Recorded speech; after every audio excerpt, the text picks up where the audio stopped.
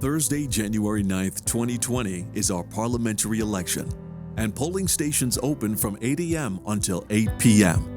When you enter your polling station, you must check in. Eligible voters must come with your voting card, an identification card, passport, or driver's license in order to vote.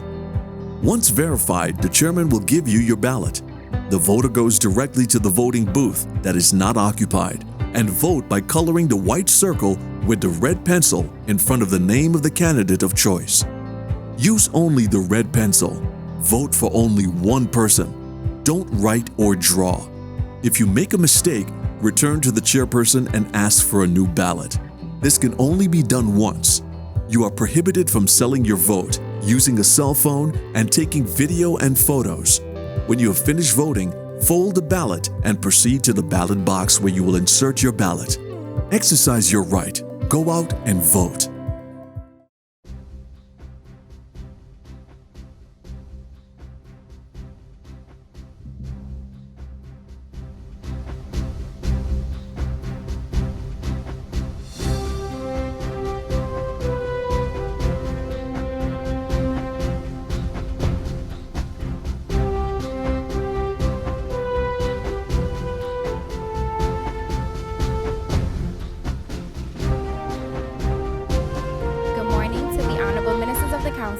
Members of the media, online viewers, radio listeners via St. Martin Gov Radio 107.9 FM and respective radio stations island-wide. I'm Rolika Roach and welcome to the Live Council of Ministers press briefing for today, Wednesday, December 4th, 2019. At this time, I invite the Minister of Public Housing, Spatial Planning, Environment and Infrastructure, the Honorable Christopher Waver, to address you.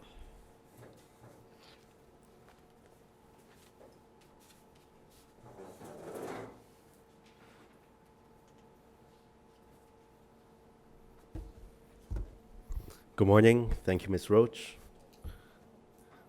And good morning to the Honorable Prime Minister, colleague ministers, members of the media, and a special good morning to the people of St. Martin.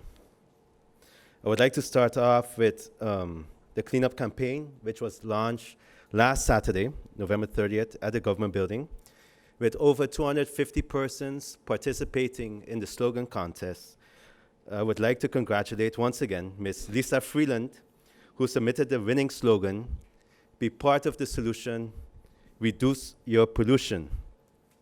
I would also like to thank King Verse, Ms. Tamalia Chance, D. Cullis, and Kenyo Bali for their contribution and making the campaign song a reality. The song is also available for listening on the government Facebook page, and hopefully on the government radio stations once available. Also, the traffic lights over the weekend has some adjustments that were made because, as I mentioned before, we were busy monitoring the traffic flow, and as such, we had to make some adjustments over the weekend to ensure that the traffic flow continues, not to back up the traffic too much. And we will also continue the monitoring of it, to ensure that it continues to flow. The ministry is also currently ensuring that the lights on the boardwalk are fixed before the holidays. We hope to have this done in other dark alleys in the Phillipsburg area as well, so that during the holiday season, nobody has to worry about the dark alleys and their safety, as safety is one of our main concerns. We are also still busy monitoring and assessing all the different roads, the main roads and the districts, to ensure that there are enough lights that are being ordered by NVGB, to ensure that those are also lit up before the holidays. Lastly, I would also like to mention that yesterday, together with the Minister of Justice and also the acting head of the Vromey Inspection Department, we visited an area in the Sucker Garden district where there were concerns about running septic on the roads.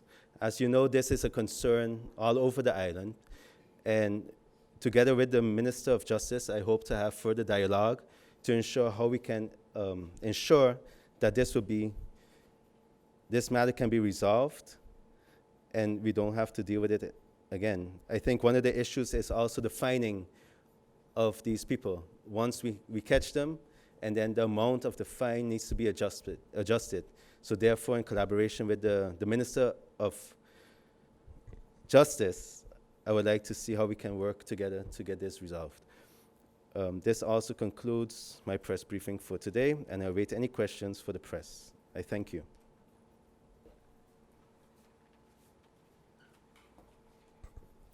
Thank you, Minister Waver, for your opening remarks. At this time, I invite the Minister of Justice, the Honorable Egbert Duran, to address you.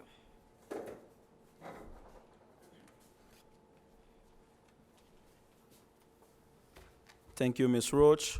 Good morning to the Prime Minister. Good morning to my colleague ministers, members of the media, people of St. Martin. Good morning. I would like to start today by expressing my heartfelt condolences to the family of the late Officer Senric Jan Lionel Carolina. Officer Carolina was very dedicated to his duty, and as he served for many years in various capacities within the Justice Ministry. He recently celebrated 30 years, and coincidentally, the Jubileum payment was on my desk. I saw it yesterday, and it was there from last week. I would like to express my heartfelt condolences to the family once again in these trying times, and my cabinet will be working along with the Corps of St. Martin to discuss how we move forward with the Thanksgiving ceremony and how we can make it really something for the family to remember this great officer by. I would like to thank him for his service here publicly. As you all may know, last week I spent a few days in Antigua defending the island in relation to the CFATF laws at the conference. And the delegation traveled on the 25th of November to Antigua for the plenary session. The delegation represented by St. Martin was headed by me, along with the SG, somebody from Legal Affairs of the Judicial Affairs, and Ms. Licha Stella of the Mott, Mr. Vijay Yusha from Legal Affairs. St. Martin was issued a public statement because the lack of compliance and lack of adhering to certain recommendations. I would like to state, though, for the record, that St. Martin was able to pass 11 laws within 6 years, which is record. And all in all, we have completed 90% of the recommendations that were given to us. 2 of the last laws that were passed were published officially on November 20th. However, unfortunately, they were not considered before giving us a public statement because the Secretariat stated that they did not have enough time to evaluate the laws. And one thing that I noticed is that they have an issue understanding our status within the kingdom, whereas certain uniform laws that are passed here have to be passed in Curacao and Aruba as well as for it to be published. Hence the reason why we have to explain, and we spent an hour back and forth. Nevertheless, we did not receive any countermeasures for now, but we have the deadline to get our stuff organized by May. I would like to say a special thank you to the team because we worked effortlessly in trying to dialogue with the Secretariat in order of terms of moving forward. We even established that every month there will be a video conference between the Legal Affairs and the Secretariat in order to work on the recommendations. And this, I believe, is a very important step. I also initiated talks with the SG to start up a commission in order to deal with these particular recommendations in order to avoid any further consequences for the country. And you will be hearing more in the days to come with that concern. Upon my arrival last week, Friday, back to St. Martin, I drove straight from the airport right here to meet with the unions, the NAPB, the WICSU, and the APFO.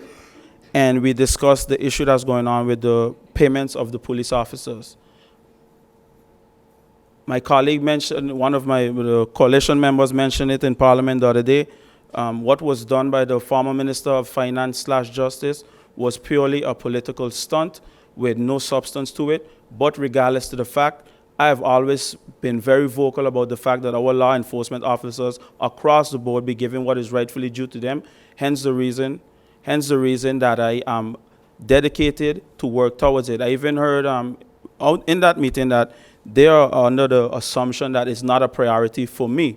And I was a bit taken aback by that, but nevertheless, rumors can spread. Hence the reason I want to show this picture here from November 8, 2018.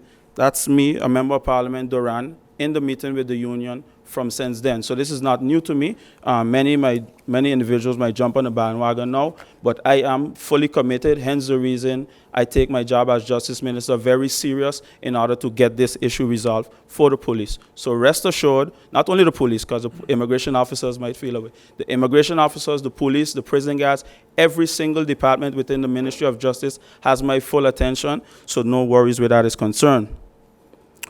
I was also, upon my first week of going into office, I visited the Point Blanche prison and I had a talk with the inmates. As you may know, that since October 23rd of this year, there has been a strike going on in the prison.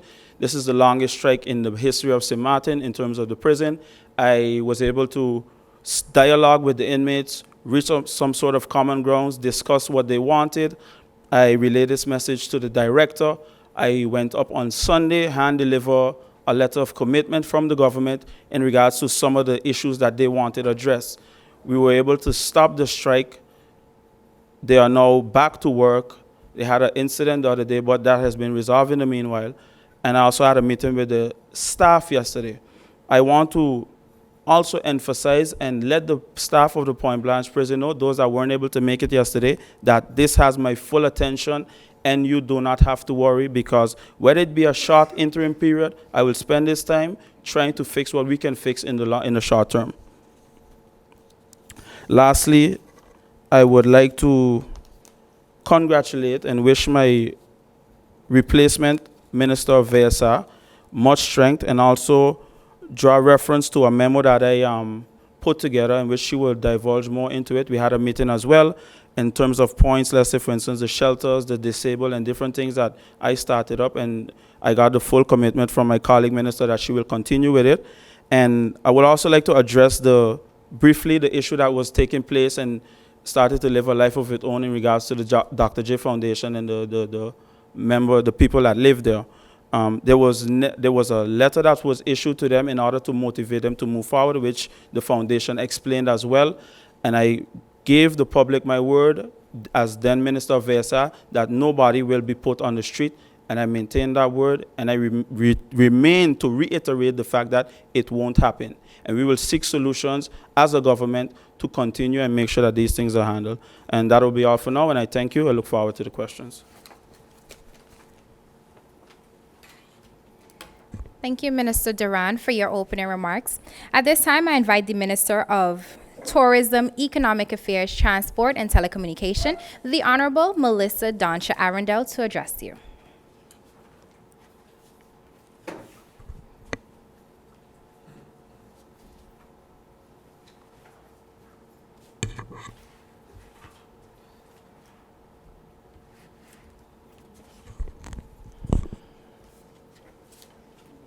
Good morning. Pleasant day to my honorable colleagues, invited guests, the media, and the general listening public. Today I wish to express my gratitude for the privilege and once again serve this country and its people as Minister of Tourism, Economic Affairs, Traffic, and Telecommunication. As we all are aware of, our country's general election slated for January 9, 2020, thus giving the present government a very short period to materialize some of its planned initiatives. However, as the saying goes, where there's a will, there is a way. And for this reason, as Minister, I take this opportunity to highlight some of the initiatives that the Ministry of TIAT would be embarking on within this very short period. The promotion of agriculture activities within our schools. The ministry has contacted a number of schools that are currently involved in agriculture activities to grant support to the initiative that will further enhance their school feeding programs and showcase the importance and relevance of agriculture for which our ministry is responsible. We envision this initiative to continue into the year 2020 and beyond, and we will be involving other agricultural stakeholders in our community.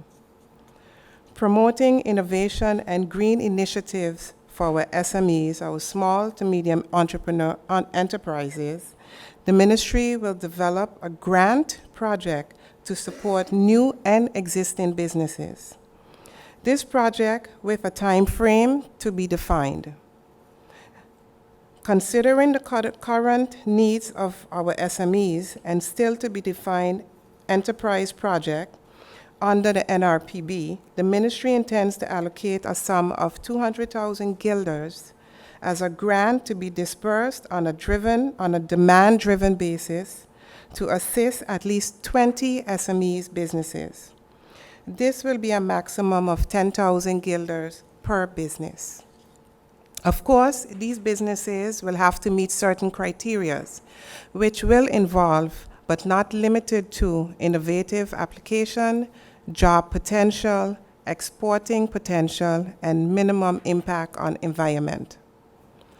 The setting up of the Business Development Center. During my previous tenure as Minister of TIAT, my cabinet started the process to establish a business development center that would cater to the needs of new and existing businesses and investors. The ministry views the existence of this entity as the vehicle to empower entrepreneurs to establish, develop, and grow their businesses. The improvement of the taxi stands. As a ministry responsible for the transport sector as well, we will be looking towards the improvement of some of our taxi facilities to enable them to comfortably and effectively execute their tasks and tendering better service to our visitors, and especially for the upcoming Christmas season. The ministry will also be collaborating with the Ministry of Fromi to reorganize and reopen the vending booths in the Simpson Bay area. We consider this an avenue for our local business entrepreneurs to capitalize on the present Christmas season that has already started, and also that our locals and tourists who would have another local Christmas spot for their entertainment. Though this initiative, we will ensure the proper utilities, restrooms are provided for the safety and cleanliness of the area. At the same time, an efficient control mechanism will be applied for the well-being and for all who congregate in the area and for the permanent residents in the Simpson Bay area as well. Even though the season has already started, the ministry intends to collaborate as well with other ministries and stakeholders to decorate the Phillipsburg and Boardwalk areas in an effect to enhance, beautify, and bring the festive feelings during the holiday season. We encourage business owners, residents in the Phillipsburg area, and in fact throughout the entire island to follow suit likewise. I know this is a short time to propose these different initiatives, and they may seem a bit ambitious, but not to be completed, and I emphasize that with determination, they will be achievable. There are a few other initiatives that we as a ministry of TIAT would like to also bring forward to the public and assist in. And as time go by and the other public meetings, press briefings, we will devour the additional information. I thank you.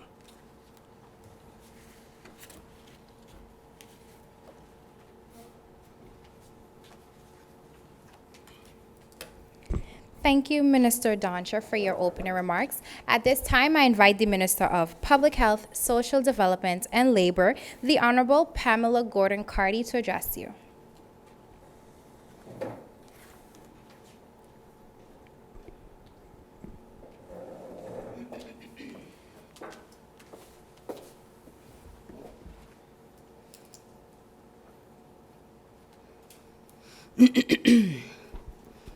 Good morning. Thank you, Ms. Roach. Pleasant good morning to Prime Minister, my fellow colleague ministers, the press, and all those listening and watching via whichever means. It is an honor for me to be here representing you this morning in the capacity of Minister of Public Health, Social Development, and Labor. There is much to be done, and it is my intent to continue meeting with management within the ministry and other stakeholders for an overall assessment on the state of affairs. Together, we will all discuss and tackle key preliminary objectives of the Ministry of VSA, which include growing labor issues such as unemployment, domestic and sexual abuse, especially as it relates to minors, the adequate care for babies, overall health care, and the quality of care on the island. The main objective of the ministry is to improve the overall living conditions of our registered citizens by creating employment opportunities. It is my belief that the creation of job opportunities and placement will further lead to implementing more controlled collection procedures for an increase in the collection of social insurance premiums. These collections will in turn contribute to the coffers of our beloved country, St. Martin, and further may alleviate our country's ongoing deficit. We are trying to decrease unemployment amongst our locals, enhance employment opportunities, ensuring the collection of social insurance premiums to further contribute to the country's bottom line, making sure that our vulnerable groups are well taken care of, specifically babies, children, underage, seniors, and disabled persons, and the banning of smoking in public areas, which will also contribute to a healthier environment. Consequences of all the above will be that we will be improving overall living conditions, resulting in a healthier community. We will be looking into the deteriorating social values and remedies of the country, St. Martin. We will increase collection by working together with the Ministry of Justice, General Affairs, and Finance. As a professional, I would like to inform to the country of St. Martin that basically I am here to instill and to help the entire cabinet, the entire government, which is the coalition of NA and USP. I would like to give a special thanks giving me the opportunity to be placed in this position and capacity in order to contribute to help the country of St. Martin.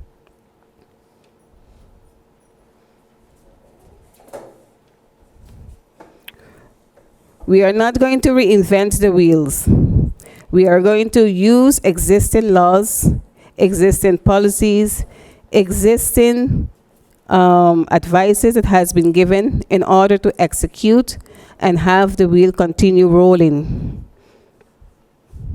We will be ensuring that residents are granted equal opportunities in the workforce, more specifically, those who are skilled and qualified to fulfill decent jobs in the community. And by working with the Ministry of Justice, General Affairs, and Finance on implementing and enforcing procedures for the collection of social insurance and premiums. It have different other topics. That are of importance that the Ministry of VSA is looking into. But like I said, we will be using this short time to basically have meetings with the different head of departments in order to get the right information before providing any information to the public. So I'm looking forward to any questions that you may have. Thank you.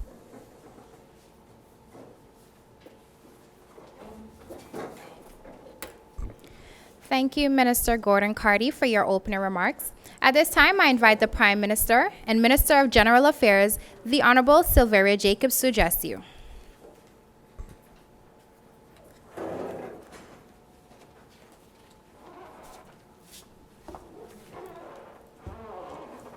Thank you very much, Ms. Roach.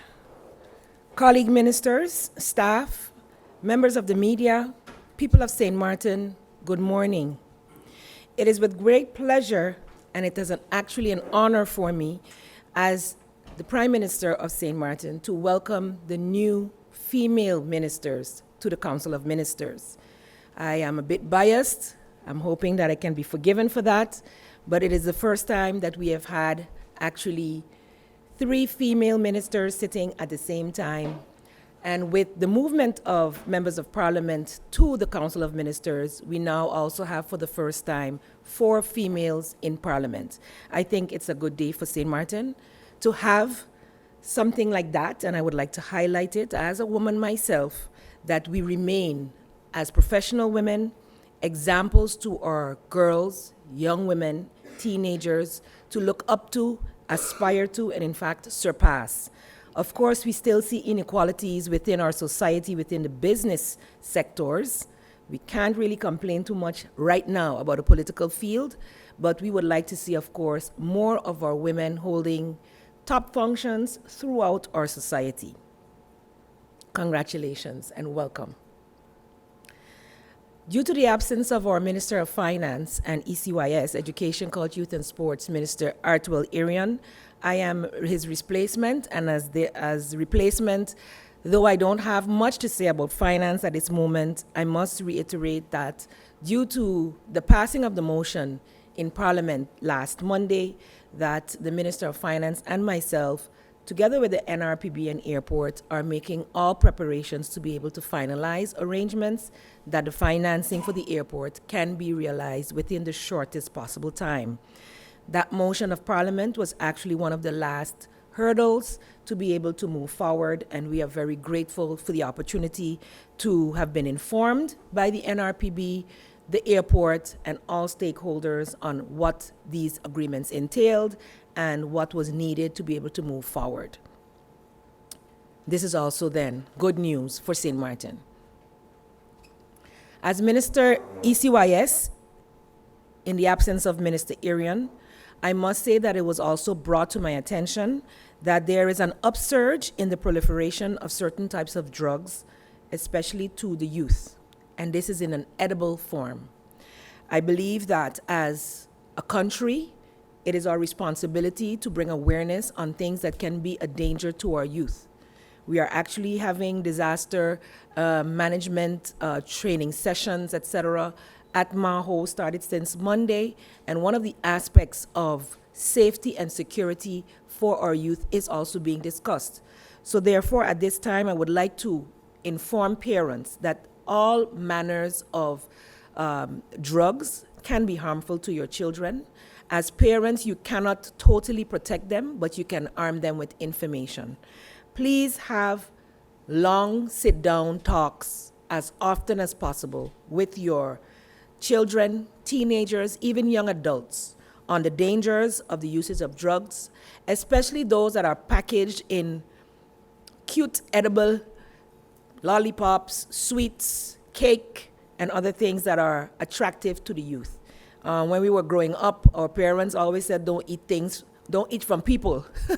And it's part of our culture. So some people might get insulted when you refuse to eat from them, but it is a way of protecting our children unless you have seen something prepared or you took it from home. I am admonishing youth not to accept sweets, cake, etc., because this is the newest form of transferring a negative lifestyle onto our youth. These types of decisions that they may make to be even cool. They might know what it is and decide that they want to be cool like some of their friends, but not everyone reacts the same way, and these types of decisions can have long-lasting negative effects on their lives.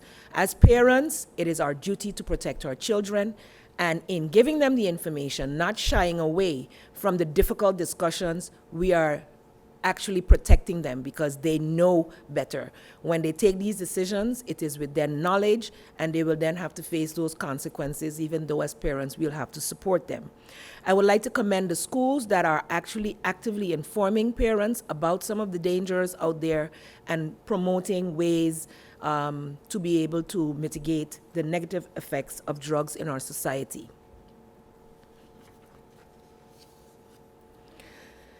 As Minister of General Affairs, I was last week, in fact, even before becoming Minister of General Affairs, approached by the union about a dangerous situation that the firemen and ambulance department staffers are facing on a daily basis with the building. Post-hurricanes Irma and Maria, the challenges increased due to the increasing amount of moisture in the building and especially in the air conditioning system, creating a mold that is quite dangerous. After having some delays with the insurance payouts settled, the Stichting Overheidsgebouwen, also known as SOG, which is the owner of the building, so the government owns the foundation, which owns the building, so in the long talk, coming back to it, government is responsible. The foundation, SOG, has been preparing and is now ready to begin the repairs with the building slated to start in January.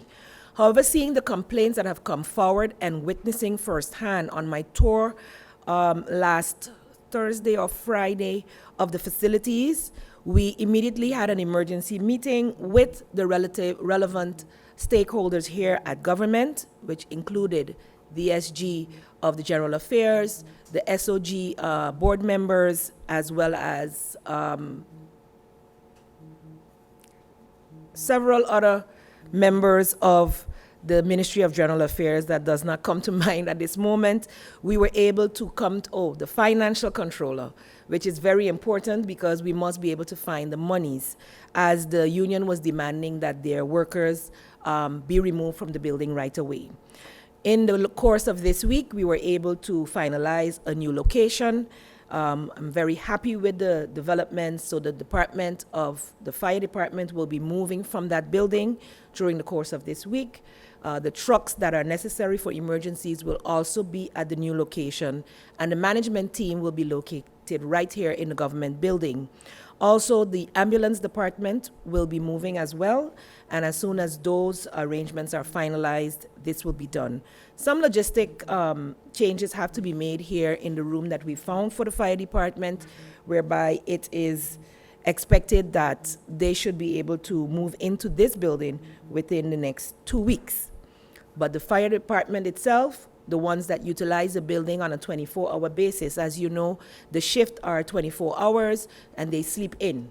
So you're not only there during the day like any other person, 8 hours, you are there literally 24 hours unless you are called out. So that we thought was the most important group to move ASAP. And so during the course of this week, that will be taking place. And I'm very, very happy that this was alerted to my attention and that we were able, together with our financial controller, able to find a solution in the shortest possible time. Thanksgiving was last Sunday under the theme, "Oh, give thanks to the Lord, for he is good." The government of St. Martin held the 20th annual Thanksgiving service in collaboration with the St. Martin Christian Council, the St. Martin United Ministerial Foundation, and the Seventh-day Adventist Church. We have celebrated this day for the past 20 years, giving thanks regardless to whether we've been hit by hurricanes or not. But we are ever so grateful this year that that was not the case, as we are still going through the recovery process with so many vulnerable persons still suffering or in a state of distress due to their circumstance. We pray that though we may not be in ideal circumstances, that as a community we will continue to give thanks to have been spared, and in all seasons, knowing that only He knows the reason, that His grace is sufficient and His mercies will endure forever. Another bit of good news is that the SIDEMA conference, the 11th SIDEMA conference, is being held here on St. Martin. It not only brings together 18 countries, but also over 300 delegates. St. Martin tourist season just started, and this is a great boost as we saw the Maho Resort, which is hosting the event, being totally booked out and requirement of more than 2 or 3 other hotels being needed to host these delegates. Transportation and logistics, all of that was being coordinated by the St. Martin group, several civil servants from the Ministry of General Affairs together with the SIDEMA conference delegation. It started on Monday and will go through this week. Several times as Minister of General Affairs, I've had to participate in the sessions, but yesterday also as Interim Minister of ECYS. The theme of the conference for this year is The Road to Resilience, Checkpoint 2019, Safeguarding Our Communities, Livelihoods, and Economies. Quite fitting for what we are going through right now. And I must say that from most of the speakers that I heard speak directly, they are quite impressed with St. Martin's recovery 2 years post-hurricanes Irma and Maria. St. Martin is actually the first overseas territory to actually host this vital conference, which aims at assisting member states in their preparedness and necessary actions during and post-disasters impacting their countries. Also at the SEDEMA, as Minister of Education, I took part in a panel discussion which saw safeguarding the education sector through the Caribbean Safe Schools Initiative as its theme. This was held on Tuesday at the conference hall in Sonestamajo, and last night the official opening ceremony was also done by my person. It was a pleasure for me to represent the Ministry of ECYS in this capacity as former Minister of ECYS, and especially with all of the actions that we took post-Hurricane 2017 in getting our schools back up and running within a month. The Emergency Education Recovery Group has transitioned into the Education Ministry now has an established committee which is directly focused on disaster management. Disaster management teams are now in each school. They are constantly reporting to the ministry, updating the ministry upon the school safe plans. It does not only have to do with hurricanes, but any type of disaster, including fire protocols, etc. So I'm very, very proud of the steps that have been made in the past 2 years where this is concerned, and shows that continuity in government is actually happening despite changes in minister. The European Ambassador Fernando Ponscanto was also one of the